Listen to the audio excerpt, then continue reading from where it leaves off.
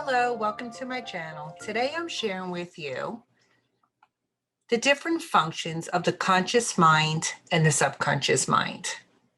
Now, what I'm showing you here in this beautiful chart that I created is that 5 to 10% of our daily activity, which includes our thoughts, our actions, our inactions, our decision making, is influenced only 10% by the conscious mind.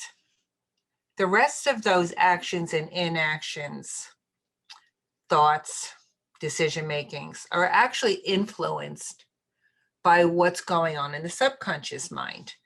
So let me explain this further. If we had to remember, recall, and always be aware of everything that's ever happened in our life, what would happen is the mind would get overwhelmed with all the information. But also what would happen is anytime there was a part in our life that was very difficult for us, which means the emotions were difficult to process, the feelings and thoughts generated from those charged emotions were too much to handle, we ended up suppressing them into the subconscious mind. Because if we didn't, and they were still always 100% active in our awareness, it would be very difficult for us to function in life. We'd be on the edge of our seats trying to figure out when this was going to happen again. So what does happen though from the subconscious mind is sometimes our current environment triggers something from a memory, something that got pushed back into the subconscious mind, and that reactivates it. But otherwise, it's basically in the subconscious mind as a recording. So what do I mean by that? The subconscious mind never sleeps. It is active 24 hours a day, 7 days a week. And the reason it can stay active is because it's basically like a tape recorder. It just records everything. It's recording your permanent memories based on how you perceive them. It's recording all your long-term memories, right? So because memories that happened, say, years and years and years ago, you might not remember them in detail, but your subconscious mind does, because it recorded them in detail the way you saw the details, the way you perceived them. It's also a collection of all the thoughts, beliefs that generate from your memories. You have cultural beliefs in there, the way you were taught growing up, the way your values evolved over time. And it's all your perceptions and all of your emotions that have been pushed down to the subconscious mind so that you can continue to function in life and not have all of these emotions from your whole life, being in part of your full awareness. So what's happening is now, since it's just a recorder, it doesn't know if something happened yesterday or 50 years ago because it recorded it. So according to the subconscious mind, the function of it, everything is just happening right now. This is the part of the mind that works with the universe. And that's why with the law of attraction, when we send out these affirmations to the universe and we say that this is happening, they say it like it's happening now, because it's working with the subconscious mind. And the subconscious mind is always working in everything is happening now, because it's like a tape recorder on a continuous loop and everything is just still happening. Now, the reason it's out of your awareness is because you're not being triggered. But when you are being triggered, it does come forward. And that's why there's a lot of knee-jerk reactions, because something that was held in your subconscious mind becomes activated, even though you don't know what it is, okay? It's activated again, and you go into this automatic response, the same response or reaction that you had when it happened a long time ago, because it's the subconscious mind being activated again, and it's like it's happening again right now. And that's where all of your automatic behaviors come from. A lot of them, again, 90 to 95% of the time, your behavior comes from what's happening in the subconscious mind. Now, right here, what I have is called the guard or the critical factor. This is, and not that it separates the conscious mind and the subconscious mind, but it separates the functions. So what it's really doing is whatever new information comes in for your conscious mind, something new, a new decision you have to make, the guard is going to analyze that decision. It's also going to analyze any new information that comes in. For example, if you were taught all your life that men are superior to women, and that's why I have this here, because that's considered a program that came in from an outside source or something you created and you brought it into you, and now it became what's called a belief. Okay, so suppose there's a new belief, and then you do your healing work over where that came from, or you read some books, or you did some courses, and you said men are not superior to women, we're all equal. And that whole feminine movement is creating that. Now that's new information, but you have this very strong belief in your subconscious mind. So what happens is you may consciously believe men are not superior to women because this is new information.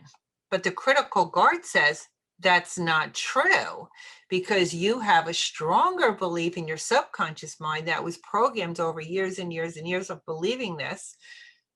So the critical factor, this guard here, is pushing back on that information. So you actually have a part of you that believes it and a part of you that does not believe it, which means you're now in conflict.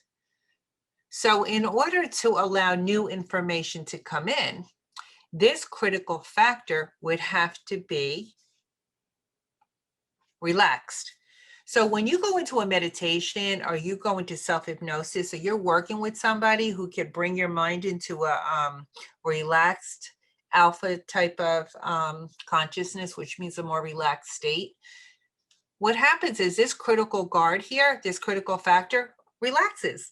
And that allows the new information to go right past the guard and into the subconscious mind.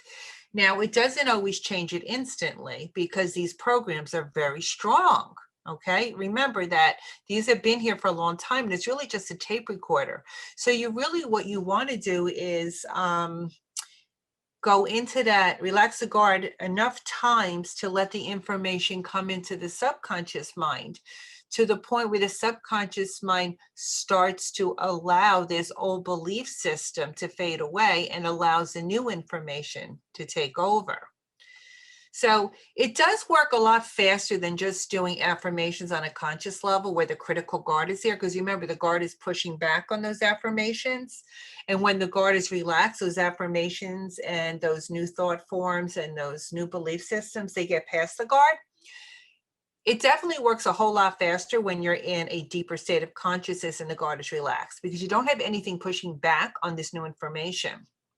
And that's why I highly recommend meditation or self-hypnosis, or seek out a hypnotist or other type of healer that works with relaxing the guard if you're looking to change some kind of subconscious beliefs, because a lot of these beliefs limit us in our lifetime. They hold us back. So here's some beliefs. I've been abandoned. I've been betrayed. I've been shamed. I feel guilty. The reason I have Dr. Mara Martinez's name underneath these beliefs is because these are what he calls the 3 core beliefs. And then all other beliefs that don't serve us well are under those umbrellas. Then you have your perceptions of I'm bad, I'm stupid, I'm ugly, I'm not lovable, I'm insignificant, I'm unworthy. Sometimes these are childhood perceptions, because children don't understand their environment. And what's happening, everything in their environment, they're looking for security and safety and feelings of significance. And they're looking to make sure they belong and they're safe in the world. And what happens is, because adults go through their own traumas, the child doesn't know that the adult's going through a trauma, and they tend to believe that the chaos happening around them, or the way they're being treated at the moment, or the way they're being spoken to, or they're not being taken care of, they tend to create perceptions around that. And those perceptions, right, are now going to have the emotions wrapped around them. So if there are perceptions that are of feeling bad or stupid or ugly, etc., you're going to have emotions of anger, sadness, and resentment, and you're going to have fears of abandonment, betrayal, and shame, and maybe guilt. When good things are happening around you and you feel safe in your environment, you're going to create emotions of love, joy, security, and happiness. A lot of times what happens is now when the perceptions are limiting and self-disdaining and pull you away from your true divine self, you start to tend to have fear. Fear of not being loved or fear of losing love, fear of not being seen, heard, or valued. You may fear not being able to express your authentic voice. Now I have the name Oyama Van Zant under here because she's what I believe is a very amazing life coach and writer, author, and she has spoken of these three core fears. And I found them in my own work, working with people through hypnosis and doing shadow work and inner child work, that this does come up a lot. Down here, I do show the unconscious mind. Now, that's your immune system. That's your automatic habits, good and bad, automatic knee-jerk responses, bodily functions, blood pressure, heart rate, and they're also your stress responses. Over here, I have stress suggestions, which is your fight, flight, or freeze mode.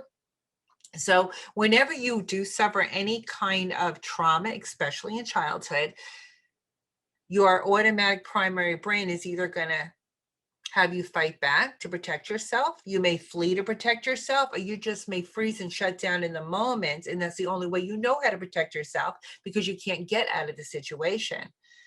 So back to bringing in new information and triggers. Suppose that something happens in the current moment, and it may seem insignificant to the conscious mind, but to the subconscious mind is pulling you right back to a memory as a child that didn't feel so insignificant.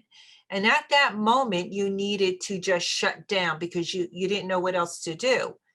Well, when it does trigger something happening in the current time and you're taking it into the conscious mind, and the subconscious mind gets activated from that current moment of distress, you're going to go into that same stress response, because the subconscious mind is going to say, shut down, run away, or fight back. Whatever you did as a child, you're going to do as the adult. And that's why sometimes adults actually have childlike automatic knee-jerk responses. It's not that they can stop it. It's just that a memory was triggered. And it is that inner child consciousness that caused that reactive behavior in that very moment. So it happens so fast that the adults themselves may even be taken back, like, what just happened and why did I act that way and how did I get so angry over something so stupid? Because your conscious mind as the adult is saying, why would I be so upset because somebody said they would call me at 7:00 p.m. and they never called? And you got really like angry and you're thinking, why am I getting angry? Maybe they got tied up, maybe they got busy at work, maybe something happened to them and I'm already getting angry. That's a knee-jerk reaction, because maybe it's triggering an old memory of betrayal, an old memory of feeling that you're insignificant. I'm so insignificant that they said they called and they just blew it off. So what happens is, when you were feeling that at an earlier time, that just got triggered, that's all. So it really does help you live a much better life. It helps you reach more into your true potential. When you can start working on some of these old programs that are in the subconscious mind. And the best way to do that is through meditation or self-hypnosis, or seek someone out that can help you get into that space and work with these subconscious thoughts, beliefs, and suppressed emotions that are holding you back and are not allowing new information to come in, and they're keeping you in constant conflict. And I'll just show you quickly before I close this video is these outside programs, Men Are Superior to Women. I have down here, must work hard to be successful. That's something I grew up with. Life is difficult. If you keep telling yourself life is difficult, you're creating a difficult life. Doctors are never wrong. And when you believe that, you don't seek out a second opinion. Money is the root of all evil. This is, sometimes people grow up with those beliefs, and then what happens is they end up with poverty consciousness because they think they'll be evil if they have money. Or when they do make money, it passes right through them very quickly. They start spending it on meaningless things instead of putting it away for a rainy day. Thin is beautiful. I grew up with, I think, Twiggy was the famous model. I think she was probably 70 pounds and 5'10". But that was what was called beautiful back then. And that's going to create a subconscious fear in me that if I go over 75 pounds, I must be overweight. And that's going to be the cause of a lot of, women and men today that feel like they're just insignificant and not valuable because they're not twiggy. And that's very sad that these programs get locked into us. But there is hope. Okay. And the hope is, and the truth is that we can change the programming, but it's very difficult to do when you have this critical guard in the way. This is your analytical mind. It's analyzing all the new information. And if it doesn't agree with what is in the subconscious mind, a lot of the times, most of the time, it's going to kick it back. It's not going to create the change. It's only going to keep you in conflict. And you're going to need tons of affirmations and reinforcement, and that can take a very long time.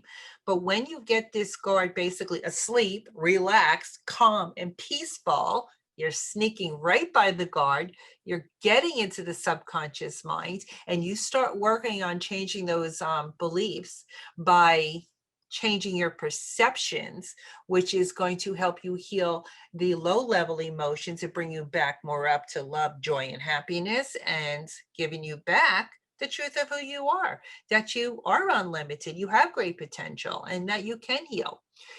So I hope this was helpful, and I will continue to do other videos on working with the subconscious mind because they're very important. Because again, it is 99.5% of the influence over our lives. So we want to make sure this influence is of the highest source. Okay. Well, thank you for joining me today. And I wish you a wonderful day or evening, wherever you are in the world. And if you like what you saw, please hit the like button and please share if you think others can benefit. And if you'd like to get more of my videos, please subscribe to my channel. Thank you so much, and I look forward to seeing you again.